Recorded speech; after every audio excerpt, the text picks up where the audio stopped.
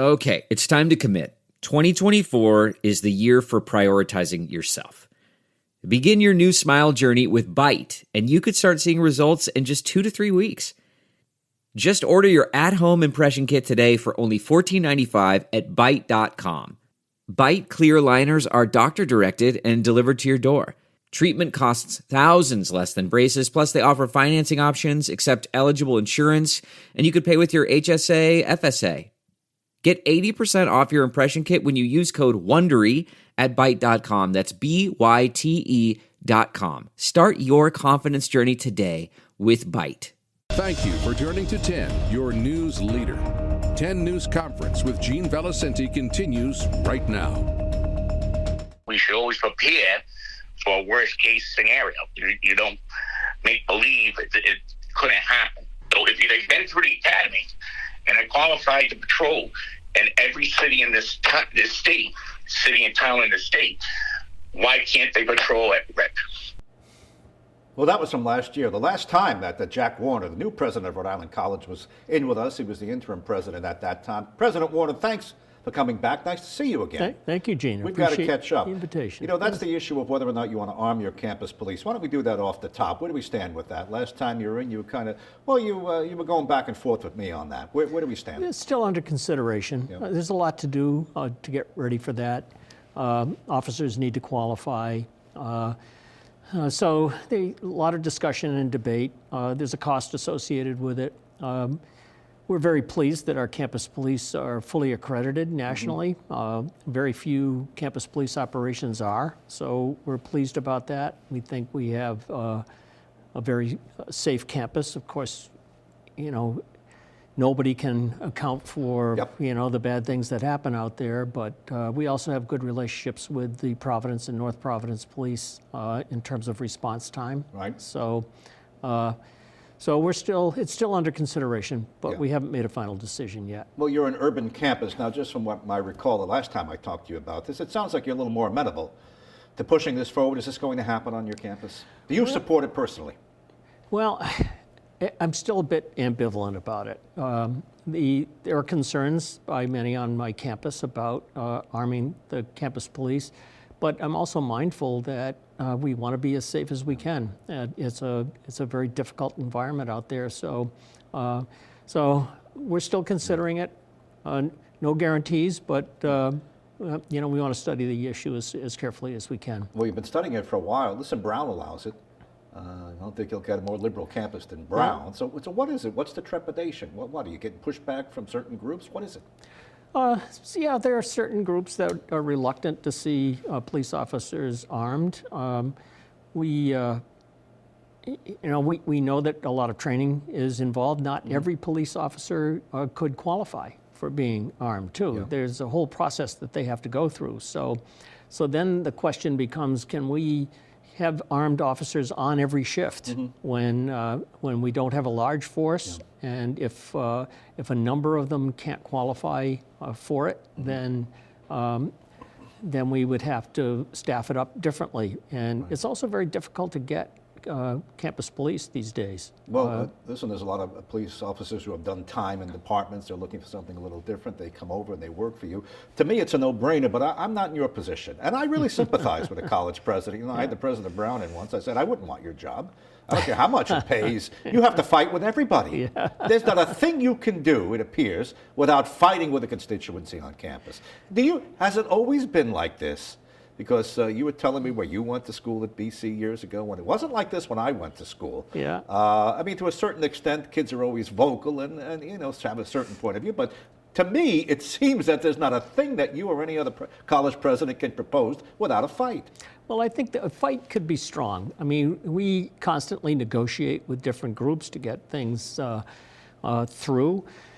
Particularly if you want to modify your curriculum, and we need to do that. We need to be able to get students through our institution in 4 years. We struggle to do that, or have struggled in the past. So we have proposals that we are constantly negotiating with faculty about. But I wouldn't call those fights. I think it's very important to me that we have a campus climate that manages our disagreements in an agreeable way. Well, we don't have to come to loggerheads over matters. So we've put it out there that we want to be the kind of campus where the disagreements can be managed, where people don't have to get to a protest stage or angry shouting, any of that. So that's part of managing the campus culture in a positive way. Well, speaking of protest, other schools have been rocked by pro-Palestinian, anti-Israel protest. Harvard took a beating. MIT, the presidents had to step down in certain instances there. UPenn, you've sort of avoided that. Am I correct? Have you had smaller gatherings at all? In large part, you've avoided that. We have had gatherings. We have an active Palestinian group on campus. But their function has been to educate people about the Palestinian plight and what that represents. It hasn't come to chanting or organized protests or trying to bind me as president into making a public statement. Yeah. I don't have a foreign relations pedigree, so I've stayed silent on the matter, and I haven't been under any pressure to take a stand. Well, where did this all come about? That they're demanding colleges, college presidents, college administrations take points of view on very divisive political subjects. And I don't think it's worked for Harvard. I don't think it's worked for MIT or the University of Pennsylvania, or on and on and on. Where did this come from? And do you talk to your colleagues about this, your peers? Absolutely, it's a topic. I tend to fall on the side of not commenting on areas that I don't have expertise in. I'm an educator. I have expertise in that. So I try to avoid those kinds of things. But then again, my campus is not as activist as other places are. But if I went to school in the Vietnam era, and campuses were called upon all the time to take positions on the Vietnam War. A lot of anti-war protests occurred on campus, particularly when the draft was put into place. So there's a long-standing tradition of activism on social issues, on military issues, any number of things like that. And what I like to do is provide a forum for both sides of an issue to play out, but again, in an amicable kind of way. No, you're right to bring that up. The Vietnam era was certainly very divisive. My framework is the early 80s, 81, 82, 83.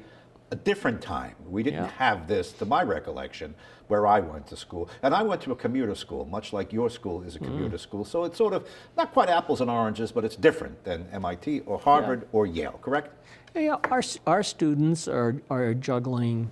Half of our students are Pell Grant recipients, which is another whole topic these we'll get days. to that. But half of them are Pell Grant recipients. They work, and they work long hours many times, sometimes too many hours, and it hopefully doesn't get in the way of their progress. But they're busy. They're busy trying to get an education to improve their lives, transform their lives, which we can give them. So they're not as actively involved in the social issues as some other places. Understandable. They drive to your campus, they look for parking space, they go to school, they drive home. Right. Most of them do. Let's talk about tuition. Let's talk about that Pell Grant. You were successful in getting the state to come up with more cash. Talk about that. Well, we're very pleased about the Hope Scholarship. Yeah. So think of it. We can offer a bachelor's degree for $22,000 in tuition and fees, the whole degree. 4 years. 4 years. All done. If you qualify for Right. it. But, and that's why it's been more important than ever for us to make sure that students stay on track.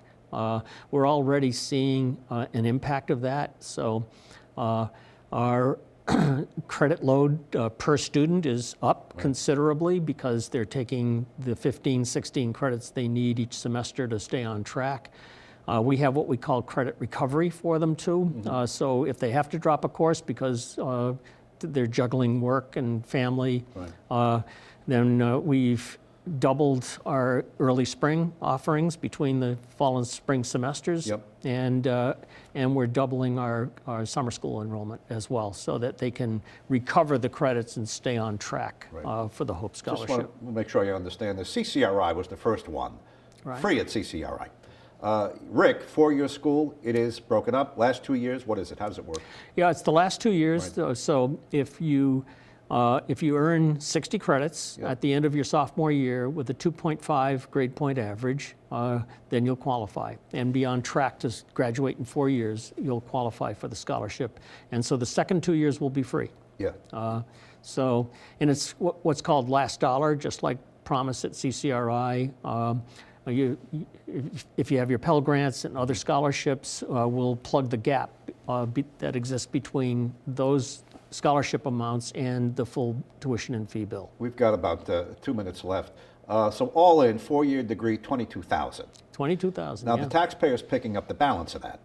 Correct. Correct? Yes. Okay, so it could be Yeah. $22,000 out of pocket depending on your income. It could be less than that. It could be. Yeah. Yes.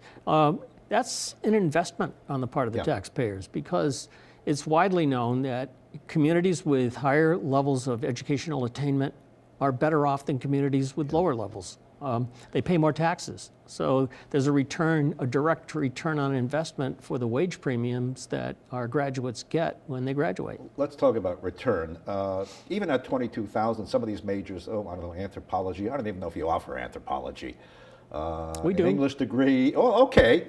Anthropology, even for $22,000, what is a kid going to do with that? Versus your new program of computer science, security, cybersecurity, Jim Langevin program, that could be a bargain at $22,000. So just square those two. Well, we're very pleased about our cybersecurity program. We approved it last June, and by fall we had 35 majors. We have another 135 applicants who are interested in cybersecurity for this coming fall. Yep. So we see that as a real growth area. The payoff is tremendous, 6-figure jobs at the end of Yep. the rainbow there. But our nurses also do well. Our Yes. social workers do well. Our teachers have ample opportunities for employment. Not as high a paid profession as we know, but they do well as well. And if you look at a field like anthropology or other arts and sciences, they don't do as well immediately, but you go get a job at a company and you're well educated and you have skills associated with that education, you start getting promoted. So by mid-career, those students are doing quite well. Yeah. But most of the analysis takes place within a year or two of graduation. So it takes some fields longer to ramp up than others. You were what major undergrad? I was a psychology major. Psychology major. And so here's what you can do with a psychology major. Good for your position. Yeah, you can be a college president. Right. All right. Well, listen, thanks for So, coming in, and thanks for catching up on a couple of issues. We didn't talk about everything involving Rick, but got to scrape the surface. Thanks for coming. Thanks, Gene.